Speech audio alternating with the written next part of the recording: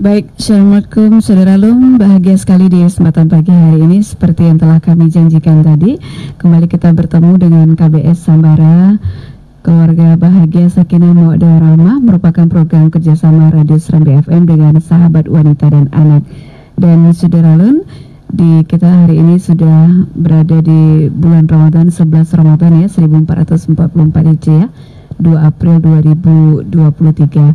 Hari ini insya Allah Saudara Lum, kita akan membahas dengan tips aman berpuasa bagi penderita diabetes. Di studio kami saat ini sudah ada narasumber kita, yaitu Dr. Sarah Firdausa, MMD SC SPPD Finasim ya. Beliau adalah dosen Fakultas Kedokteran USK. Langsung saja saya sapa. Assalamualaikum dokter. Waalaikumsalam warahmatullahi wabarakatuh. Alhamdulillah sehat ya dok ya. Alhamdulillah sehat. Baik dokter, kita tahu bahwa penyakit diabetes adalah penyakit yang mungkin tidak hanya bersama orang-orang tua, tapi sekarang banyak juga yang orang terkena diabetes.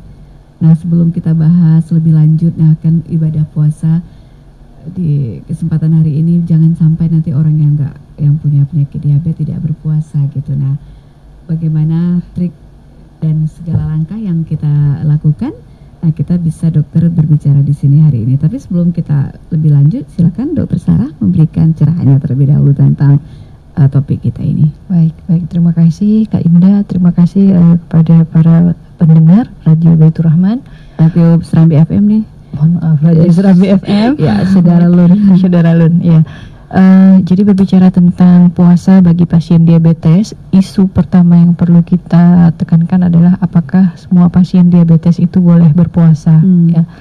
Jawabannya adalah semua pasien diabetes boleh berpuasa jika dalam kondisi tertentu. Nah, kondisi tertentu yang saya maksud itu adalah dia tidak berada dalam kondisi sakit akut, atau tidak berada dalam kondisi sedang hamil. Ya. Pasien diabetes, karena pasien hamil juga ada yang diabetes. Nah, pasien hamil yang diabetes itu tidak dianjurkan berpuasa.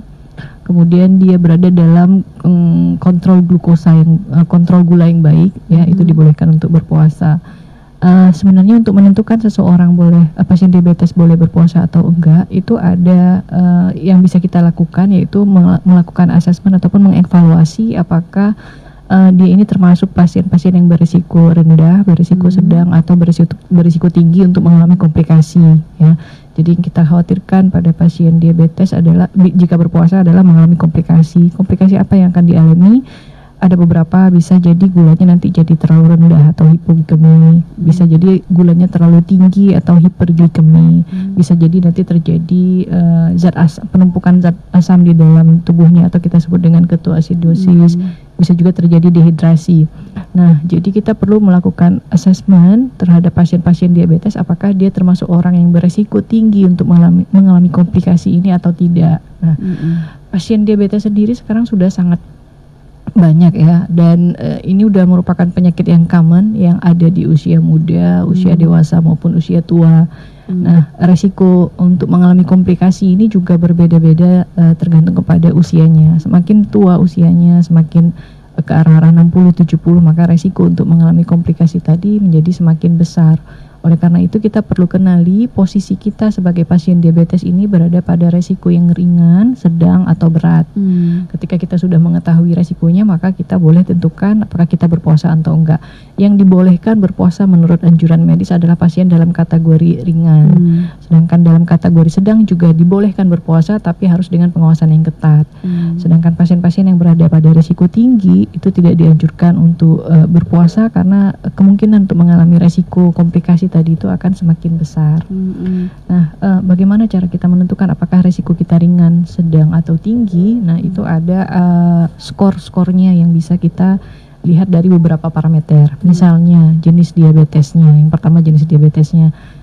Diabetes yang umum terjadi pada usia dewasa adalah diabetes tipe 2 ya. Sedangkan yang terjadi pada anak-anak itu diabetes tipe 1. Nah, pasien dengan diabetes tipe 2 itu lebih baik skornya dibandingkan diabetes tipe 1. Kemudian jenis pengobatan. Nah, pasien itu ada yang pengobatannya itu cukup dengan minum dan mengatur makan sehat saja atau dengan olahraga saja. Ada juga pasien diabetes yang harus mengkombinasi antara gaya hidup sehat dengan minum obat-obatan. Dan ada juga pasien diabetes yang harus mengkombinasikan antara gaya hidup sehat, kemudian minum obat-obatan, dan juga ditambah suntikan insulin. Dan satu lagi pengobatan pada diabetes ini adalah semuanya insulin. Nah, berdasarkan tipe pengobatan ini juga akan beda tingkat resikonya. Semakin banyak jumlah frekuensi insulin yang disuntikkan, maka dia semakin tinggi resikonya. Nah, selanjutnya yang perlu kita lihat lagi apakah selama ini kontrol gula kita bagus atau tidak. Nah, ini untuk mengetahuinya kita bisa melakukan pemeriksaan HbA1c. HbA1c ini mungkin sudah common, sudah umum diperiksa oleh pasien-pasien dengan diabetes.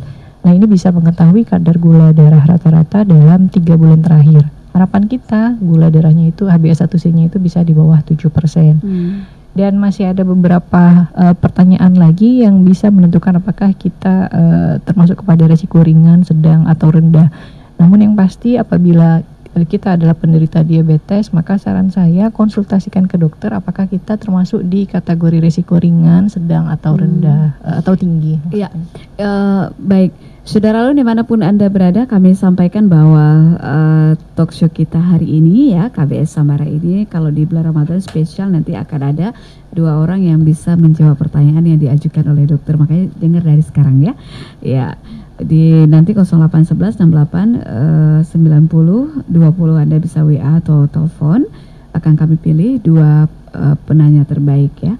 Baik, Dokter Sarah, saya kembali ke tadi ada beberapa resiko setiap orang ini sebelum kita tahu nih, kan biasanya kan Dok, orang yang mengetahui dirinya terkena diabetes ya, itu akan terjadi sesuatu yang waduh, udah kena DM dia udah habis lah,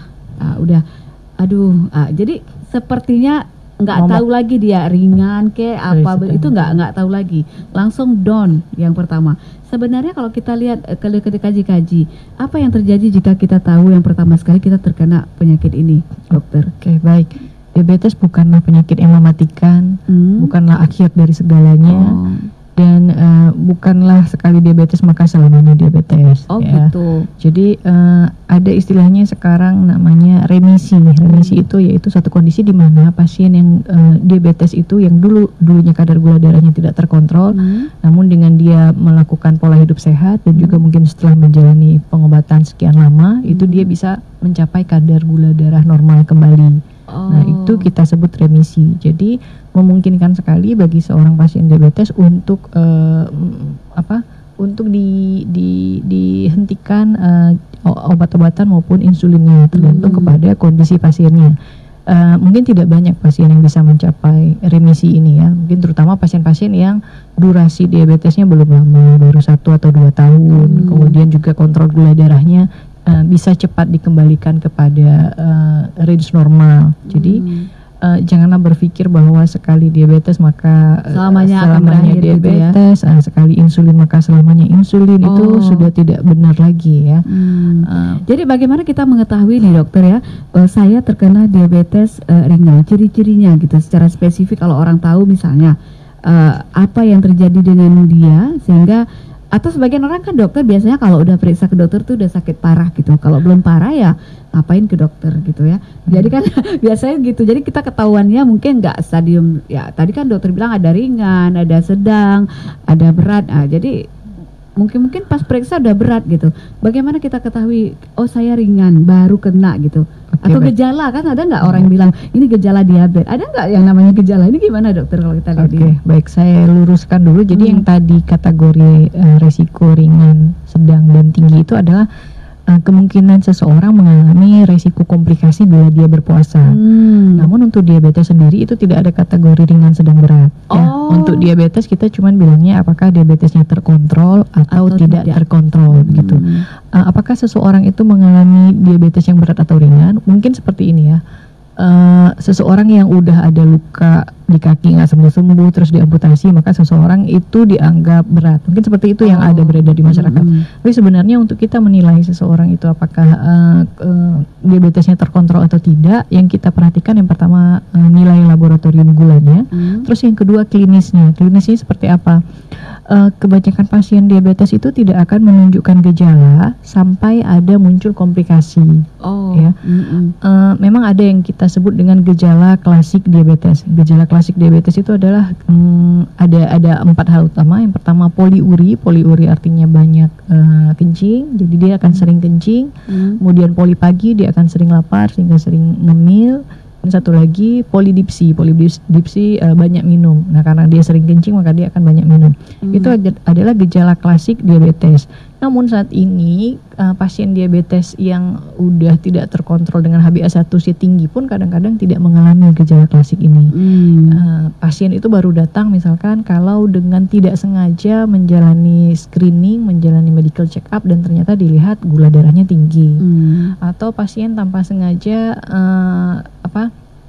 kecelakaan, terus misalnya ada patah kelingkingnya atau patah kakinya lalu diperiksa gula ternyata gulanya tinggi. Atau pasien wanita hamil ketika kontrol ke dokter kandungan pada usia kehamilan 20-28 minggu didapatkan ada glukosa, ada gula di urinnya, maka kemudian ketahuanlah bahwa dia mengalami diabetes. Jadi bagaimana jadi cara kita mengetahui bahwa kita ini diabetes atau tidak, ya?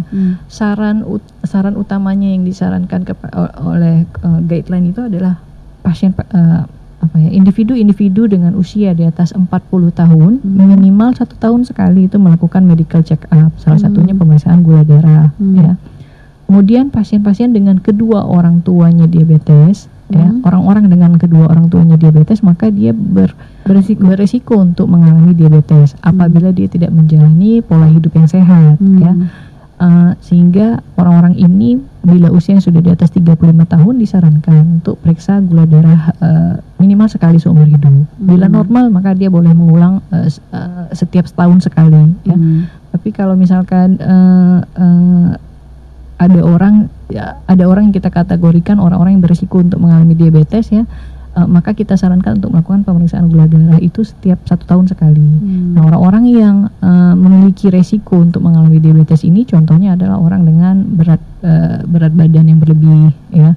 Kemudian kedua orang tuanya ada riwayat diabetes. Kemudian pada saat hamil, bila dia perempuan pada saat hamil dia hamil dengan anak usia berat kehamilannya di atas 4.000 gram, ya. Atau dulu waktu dia bayi dia lahir dalam kondisi berat badannya di atas 4 kg, ya. Atau pasien yang pada saat di screening tanpa sengaja diperiksa gula darahnya tinggi. Nah, itu adalah orang-orang yang berisiko untuk mengalami diabetes.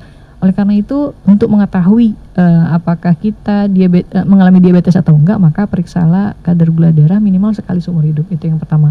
Nah, setelah mengetahui bahwa kita diabetes, maka masuk ke step berikutnya, yaitu pemeriksaan apakah gula darah kita terkontrol atau tidak, itu dengan melakukan pemeriksaan HbA1c.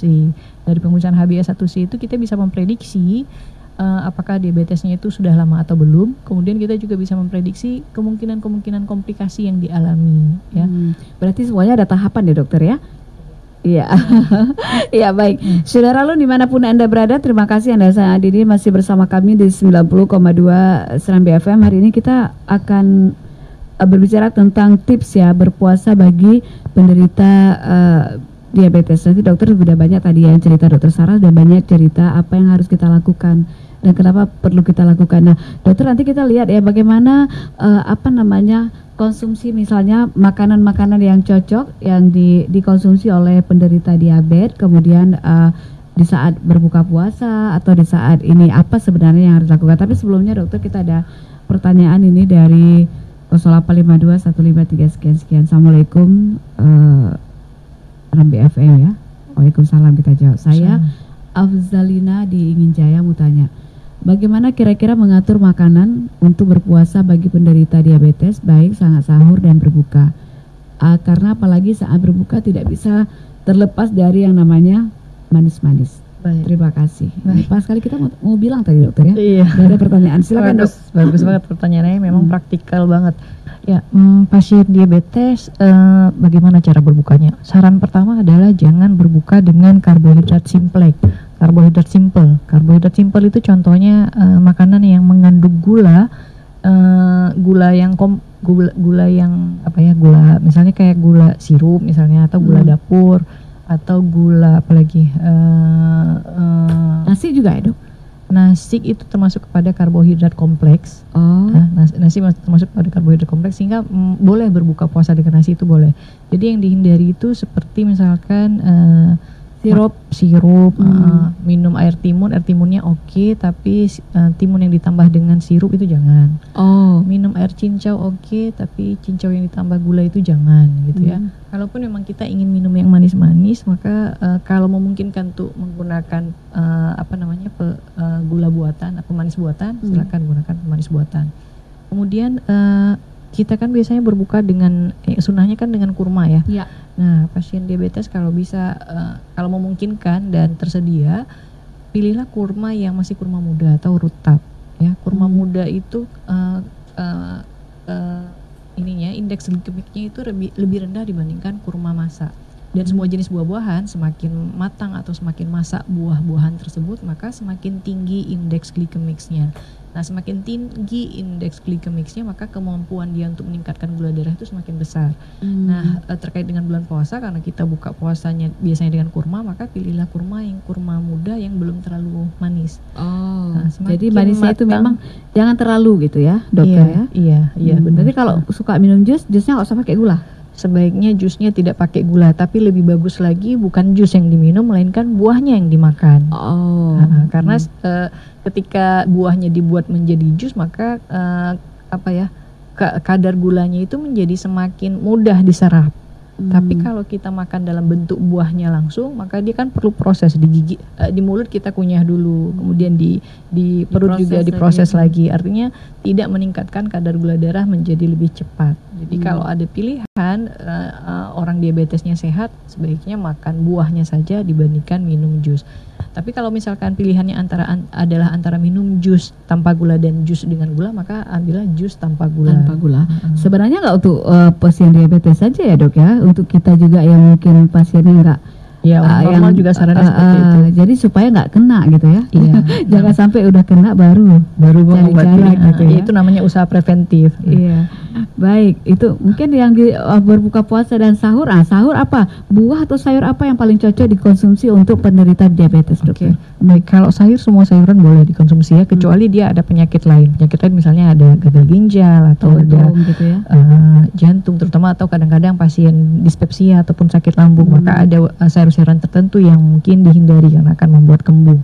Nah, untuk pasien diabetes semua sayur boleh dikonsumsi. Semua sayur boleh dikonsumsi. Begitu juga dengan buah. Hanya saja pilihlah buah yang tidak terlalu manis dan tidak karena semakin dia manis maka akan semakin cepat dia meningkatkan gula darah dan semakin tinggi juga kemungkinan gula darahnya bertahan di dalam darah.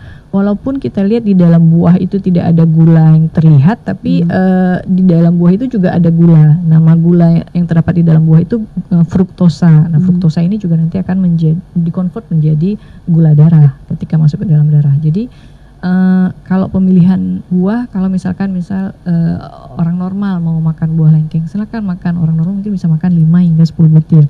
Nah, orang diabetes kalau mau makan buah lengkeng silakan makan, tapi 1 butir dalam 1 minggu gitu. Jadi jenis buahnya dan jenis buahnya dilihat gitu, Dokter. Jenis buahnya boleh makan semua, tapi waktunya, frekuensinya dikurangi dan jumlahnya juga dikurangi dibandingkan dengan orang normal. Jenis-jenis buahan kalau mau yang yang kurang kadar glukosanya, contohnya kayak buah pir barangkali, atau buah apel, atau kalau buah paya pilih buah paya yang masih mengkal. Kalau buah mangga yang masih mengkal. Jadi pilih buah yang tidak terlalu manis, tidak terlalu matang, dan tidak terlalu matang gitu ya. Jadi ada hal-hal itu pengaruh untuk orang-orang diabetes. Tapi kalau orang-orang yang biasa juga seharusnya gimana, Dokter? Orang biasa selama dia masih punya insulin yang bagus, silakan aja konsumsi yang manis-manis, tapi juga tidak dalam kadar yang terlalu berlebihan. Kadar berlebihan misalnya dalam sehari kita minum boba sampai 3 gelas misalnya, atau minum teh setiap kali minum misalnya kita harus minum teh manis misalnya. Nah, kalau tapi diselang-seling lah berarti ya. Selang-seling lah ya pola hidupnya, pola makannya yang bagus ya dokter ya. Yang paling sehat sebenarnya air putih ya. Tapi buka puasa air putih doang gimana ya? Itu kalau buka puasa beda cerita. Buka puasa kan kita sudah menahan kalori lebih dari 10 jam ya. Nah, pada saat kita menahan kalori lebih dari 10 jam tentu saja kita gula darahnya rendah. Bahkan pada orang diabetes pun juga bisa rendah. Maka disarankan untuk minum yang manis-manis. Tapi jangan memilih minuman manis yang juga terlalu cepat meningkatkan kadar gula darah ya, seperti sirup seperti itu ya. Kalau pada orang normal silakan aja konsumsi sirup. Tapi kalau pada orang diabetes konsumsi sirup itu akan meningkatkan gula darahnya itu secara tajam ya, tiba-tiba begitu ya. Iya. Iya, baik. Nah, saudara lu dimanapun Anda berada, terima kasih hingga saat ini Anda masih bersama kami di 90,2 Serambi FM ya. Masih bersama Dr. Sarah Firdausa, MMD, SC, SPPD, Finasim. Beliau adalah dosen Fakultas Kedokteran Universitas Syakuala yang hari ini berbicara tentang bagaimana sebenarnya tips aman berpuasa bagi penderita diabetes. Nah, saudara Lun, saya masih penasaran nih dokter ya, bagaimana kita nanti mengetahui bahwa tingkatan orang yang terkena bisa berpuasa dengan kategori ringan, kategori sedang, dan berat ya sama sekali nggak boleh berpuasa. Apa yang harus kita lakukan gitu? Karena sebagian orang kan dok, yang penting udah suntik, ada insulin, makan seenaknya aja. Pokoknya nggak diatur-ngatur, nggak dipikir-pikir gitu. Nah ini kan banyak yang seperti ini. Nah pokoknya nggak mau tahu ada insulin, aku boleh makan apa aja. Nah sebagian lagi menahan diri supaya tidak makan memang karena dia mengatur. Nah ini mana yang benar dan mana yang bagus? Nanti kita lihat ya dokter ya. Baik, kita akan kembali dulu saudara Lun setelah pesan-pesan berikut ini. Baik. Saudara Lun dimanapun Anda berada, terima kasih. Saat ini masih bersama kami di 90,2 Serambi FM. Masih bersama Dr. Sarah Firdausa. Ya, beliau adalah dosen Fakultas Kedokteran Universitas Syakuala dan masih di KBS Samara, konsultasi keluarga bahagia, Sakinah Mawaddah Warahmah. Dan di kesempatan hari ini pula kita berbicara tentang tips ya bagi orang-orang yang berpuasa dengan penyakit diabetes. Tapi sebelumnya dokter, kita sudah ada pertanyaan dari Vira di Darul Imarah Aceh Besar ya. Izin bertanya Bu Dokter, katanya, bagaimana tips yang aman bagi penderita lansia yang diabetes dalam berpuasa? Ibu saya, ini dia cerita nih, ibu saya lansia di usia 75 tahun, beliau memakai suntikan insulin. Bagaimana mengatur jumlah suntikan yang tepat mengingat asupan makan selama Ramadan 2 kali sehari. Bagaimana mengatur jumlah suntikan insulin yang tepat selama Ramadan karena makan sehari-hari kan biasanya 3 kali gitu. Sebaiknya berapa menit sebelum makan dok tepatnya melakukan penyuntikan insulin jika terlupa. Nah ada pertanyaan kedua, jika terlupa suntik dan terlanjur sudah makan, bolehkah suntikan dilakukan setelah makan? Terima kasih. Baik, terima kasih. Ini pertanyaannya juga praktis sekali dan bagus sekali. Ini kalau kita lihat kepada resiko ya. Pertama usianya di atas 70 tahun. 75 kemudian yang kedua menggunakan insulin. Maka durasi diabetesnya juga pasti sudah lebih dari 10 tahun. Maka ini bisa jadi kategorinya moderate atau tinggi karena kita nggak melihat lagi faktor-faktor yang lain. Kalau ditambah faktor lain bisa jadi tinggi. Oleh karena itu saran yang bisa diberikan bagi ibu tadi di atas 75 tahun dengan menggunakan insulin dan juga masih menjalankan ibadah puasa adalah melakukan pemeriksaan gula darah mandiri atau kita sering sebut dengan pemeriksaan aku cek ataupun gluko cek yang di ujung jari ya. Nah, pada pasien-pasien diabetes yang menggunakan insulin, pemeriksaan gula darah mandiri ini sebaiknya dalam sehari dilakukan minimal 2 kali. Minimal 2 kali. Kapan waktunya? Yang pertama, sebelum berbuka puasa, pastikan gula darahnya tidak berada di bawah 70. Apabila gula darahnya di bawah 70, maka konsultasikan lagi dengan dokter apakah untuk selanjutnya boleh berpuasa, atau kalaupun misalnya dibolehkan berpuasa, apakah dosis insulinnya ataupun obat-obatannya itu diturunkan. Itu yang pertama. Yang kedua adalah waktu yang penting untuk dilakukan pemeriksaan gula darah selama berpuasa adalah sebelum makan sahur ya. Pemeriksaan gula darah sebelum makan sahur diperlukan untuk mengetahui apakah obat yang kita konsumsi ataupun apakah makanan yang kita makan membuat gula darah pada saat sahur itu tinggi sekali atau rendah ya. Kalau misalkan gula darah sebelum makan sahur tinggi, artinya makanan yang kita makan pada saat berbuka puasa mungkin mengandung banyak kalori, itu yang pertama. Atau bisa jadi makanan yang kita makan pada saat berbuka puasa dan juga obat yang kita minum pada saat berbuka puasa tidak cukup dosisnya atau tidak cukup frekuensinya untuk menormalkan gula darah sebelum sahur ya. Kemudian waktu pemeriksaan gula darah yang terpenting yang ketiga adalah 2 jam setelah berbuka puasa. Jadi untuk mengetahui apakah setelah kita makan terjadi lonjakan gula yang sangat tinggi. Itu yang pertama terkait dengan bagaimana cara menjalankan ibadah puasa yang aman. Ya, jadi lakukan pemeriksaan gula darah mandiri. Yang kedua, apakah dosis insulinnya diturunkan, mengingat porsi makan kita cuma sehari 2 kali. Nah, insulin ini ada 2 jenis. Ada insulin yang kerjanya untuk menurunkan gula darah basal atau gula darah seharian, dan ada insulin yang fungsinya untuk menurunkan gula darah prandial atau gula darah makan. Tergantung kepada insulin mana yang digunakan. Biasanya kalau dia mendapat insulin basal, maka kita akan turunkan dosis 20 hingga 30%. Jadi kalau misalkan dia menyuntik insulinnya 10 unit, maka pada saat puasa insulinnya itu disuntik menjadi 8 unit atau 7 unit. Dan jenis insulin yang basal ini contohnya pasien-pasien yang mendapat insulin dengan merek Levemir atau Lantus atau Ezelin atau Sansulin atau Basaglar. Itu contoh-contoh insulin basal. Kemudian satu lagi untuk insulin prandial, yaitu insulin yang disuntik sebelum makan. Nah, untuk insulin jadwal makan siang itu tidak disuntik, ya, sedangkan untuk insulin sahur dan buka puasa itu tetap disuntik. Untuk sahur dosisnya itu juga dikurangi 30 hingga 50%, ya, 30 hingga 50%. Jadi kalau biasanya kita suntiknya 10 unit sebelum makan pagi, maka pada saat sahur itu kita kurangi 30 hingga 50%, tergantung kepada selama ini gula darah rata-rata dia itu seperti apa. Jadi kalau gula darahnya bagus, asumsi kita bagus, maka kita kurangi 70%. Kalau biasanya dia suntik 10 unit, maka pada saat sahur selama bulan puasa suntik 7 unit. Kemudian pada saat berbuka puasa suntik dengan dosis penuh. Jadi kalau biasanya dia suntik sebelum makan malam itu 10 unit, maka pada saat buka puasa sebelum dia makan utama buka puasa itu juga suntik 10 unit. Ya. Kemudian apabila dia terlupa suntik sudah terlanjur makan, apakah tetap boleh suntik? Masih tetap boleh suntik, tapi jangan lebih dari 30 menit. Ya, kalau sudah lebih 30 menit kemudian kita suntik, khawatirnya nanti gula darahnya itu akan turun, bahkan hingga bisa membuat hipo. Ya.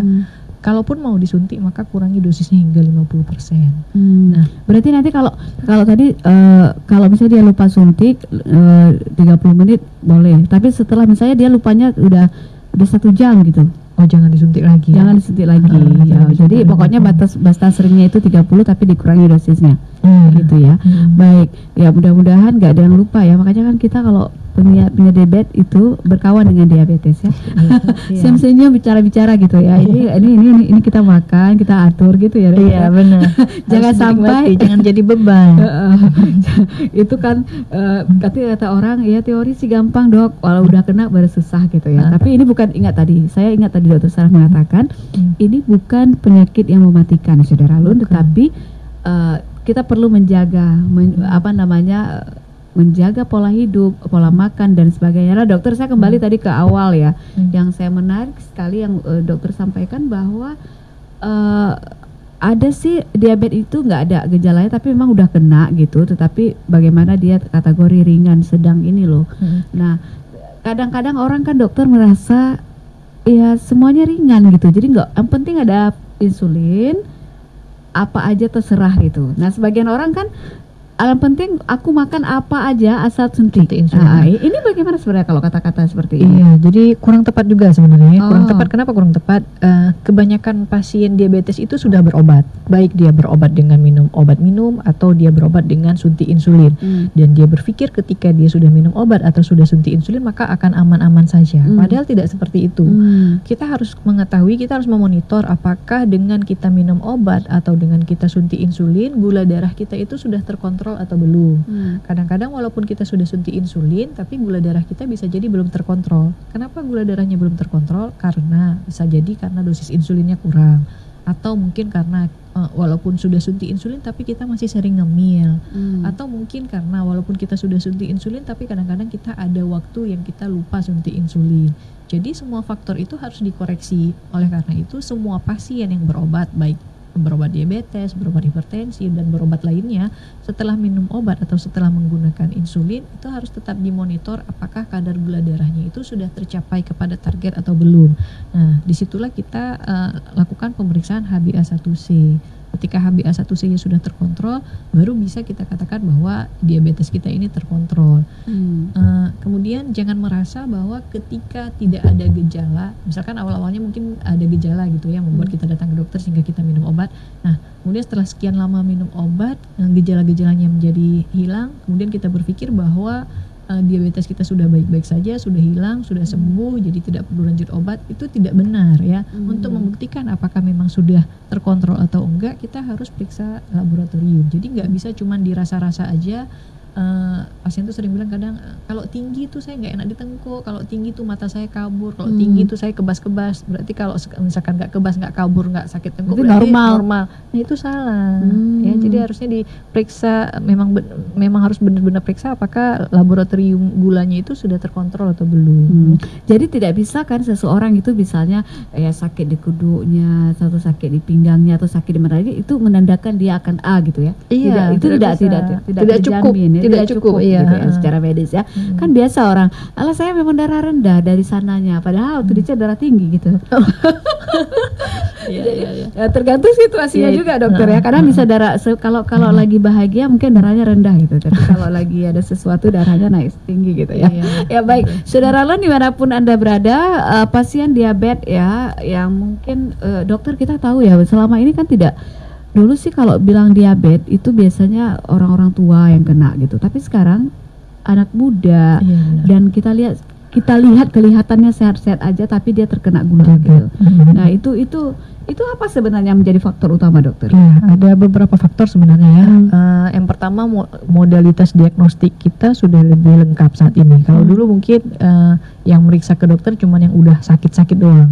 Nah sekarang kita lihat ada anak kecil usia 14-15 tahun gemuk, maka kita punya kesadaran untuk periksa gula. Jadi setelah diperiksa ternyata gulanya tinggi. Itu yang pertama. Terus yang kedua epidemiologi prevalensi sakit diabetes ini juga semakin meningkat. Kenapa meningkat? Karena pola hidup kita saat ini berbeda dengan pola hidup zaman dulu. Saat ini kita begitu mudahnya terpapar dengan gula-gula simple ya, gula-gula simple.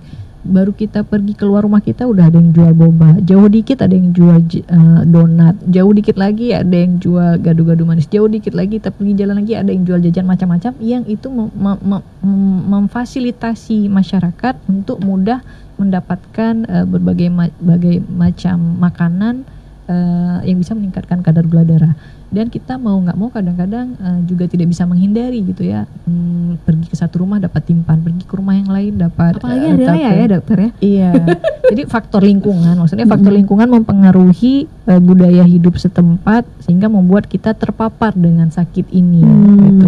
Iya. Berarti ini semua adalah mulut ya yang membuat kita sakit. Iya, karena ini adalah sakit metabolisme. Jadi kelainan metabolisme gula di mana gulanya menjadi tinggi sehingga terjadilah diabetes. Jadi kalau kita bisa mengontrol metabolisme gula dengan cara mengurangi konsumsi karbohidrat, insya Allah ya sehat. Ya, tapi kan dokter dengan bulan puasa seperti ini, otomatis ya dok ya, berapa jam pasti kita menahan diri untuk tidak makan yang sembarangan gitu. Walaupun balas dendamnya ada, tapi kan nggak terlalu banyak waktunya.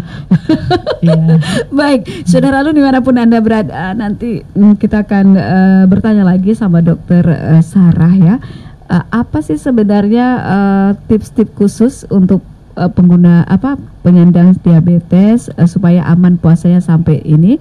Namun sebelumnya ada penelpon nggak ya? Kita angkat dulu. Halo. Ya, halo, assalamualaikum. Ya, nggak ada ya. Baik, kita akan break dulu setelah pesan-pesan berikut ini. Oh, ada telepon ya? Ya, halo. Kita coba. Ya, halo, assalamualaikum. Waalaikumsalam. Dengan siapa? Dengan Molly di Darussalam. Oke, Molly, silakan Molly. Iya, jadi kan ayah saya penderita diabetes sudah beberapa tahun, terus kakinya sempat luka juga, tapi sekarang alhamdulillah maksudnya lukanya udah sembuh Baik, ya. gitu. Tapi beberapa hari puasa ini ayah itu minumnya itu manisnya itu udah dikurangin gitu. Tapi gulanya tuh tetap naik. 2 hari yang lalu diperiksa itu sampai 400 kayak gitu. 400 Maksudnya, itu gula kapan? Gula sebelum sahur? Makanan itu udah dijaga tapi tetap bisa naik gulanya gitu. Oke, sebentar. Gula 400 itu periksanya kapan? 2 jam setelah makan kah? Atau jam 3 siang kah? Atau sebelum buka puasa? Atau kapan? Waktu dicek kemarin itu sebelum berbuka puasa, siang-siang gitu. Ya, oke. Bu Molly, itu aja? Iya. Pertanyaannya, kenapa itu bisa terjadi gulanya masih bisa tinggi? Iya, masih bisa tinggi ya. Oke. Baik, makasih Bu Molly. Ada yang lain? Nggak ada itu. Ya, baik. Terima kasih. Nanti dijawab ya. Oke, baik. Oke. Ya, terima kasih Bu Molly di Darussalam. Silakan dokter. Ya, baik, terima kasih. Nah, ini juga menjadi pertanyaan banyak pasien ya. Kenapa kita sudah berpuasa tapi gulanya juga tetap tinggi ya. Nah, ini ada beberapa faktor. Yang pertama bisa jadi karena kurangnya dosis obat ataupun dosis insulin yang disuntikan. Itu yang pertama. Yang kedua bisa jadi karena terjadi gluconeogenesis. Gluconeogenesis ini adalah proses pembentukan gula pada kita manusia apabila kita sudah berpuasa lebih antara 8 hingga 10 jam. Itu akan terjadi pembentukan gula. Nah, pada orang diabetes kadang-kadang proses pembentukan gula itu terjadi secara tidak terkontrol. Sehingga kalau misalkan kita pada orang normal mungkin gluconeogenesis ini akan membuat gula kita naik di kisaran 100 atau 200, pada orang diabetes bisa hingga 300-400 ya. Kemudian selanjutnya yang bisa membuat gula juga tetap tinggi adalah gula darah rata-rata hariannya yang memang tinggi. Gula darah rata-rata harian itu harusnya bisa di-cover dengan insulin basal tadi apabila pasiennya memang sudah diabetesnya belum terkontrol. Untuk tahu terkontrol atau tidak, tadi kita periksa HbA1c. Ketika HbA1c-nya di atas 9, maka secara konsensus ataupun secara guideline itu sudah ada indikasi untuk pemberian insulin. Nah, ketika misalkan insulinnya sudah diberikan, ternyata gula darahnya masih tinggi, maka kemungkinannya bisa karena gluconeogenesis tadi, karena dia berpuasa lebih dari 8 jam, atau karena dosis insulinnya yang tidak cukup ya. Jadi kondisi-kondisi seperti itu harusnya dicari dulu penyebabnya karena apa, apakah karena obat yang atau dosis insulin yang kurang, atau karena selama berbuka puasa banyak makan makanan yang gulanya terlalu tinggi, yang bisa meningkatkan gula terlalu tinggi, atau memang karena pasien ini bukan pasien yang layak untuk berpuasa. Karena kalau dari kategori kesehatan kan tadi ada resiko ringan, sedang, dan tinggi. Nah, secara anjuran kesehatannya apabila orang pada resiko tinggi itu tidak dianjurkan untuk berpuasa.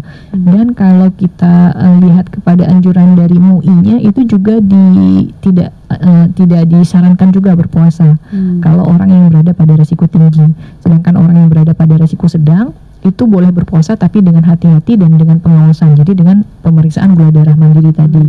Nah, orang yang pada kategori sedang itu kalau menurut rekomendasi agamanya itu di puasa itu diutamakan.